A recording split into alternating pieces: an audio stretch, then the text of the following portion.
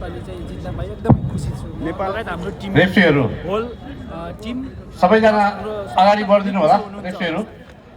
गत वर्ष उपविजेता होइन नेपाल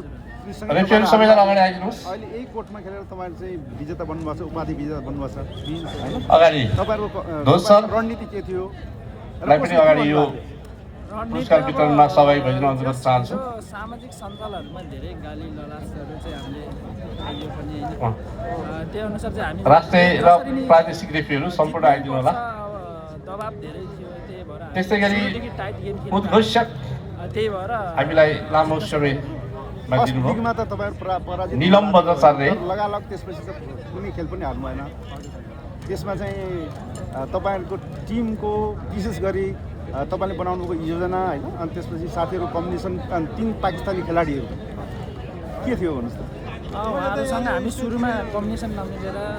उहाँहरू हाम्रो नेपालको हावापानीसँग भिजिन नपाएर टाइम छोटो भएर चाहिँ कम्बिनेसन मिलिरहेको थिएन पछिल्लो समय बिस्तारै बिस्तारै मिल्दै गयो सबैसँग स्वयंसेवक मिल हुँदै गयो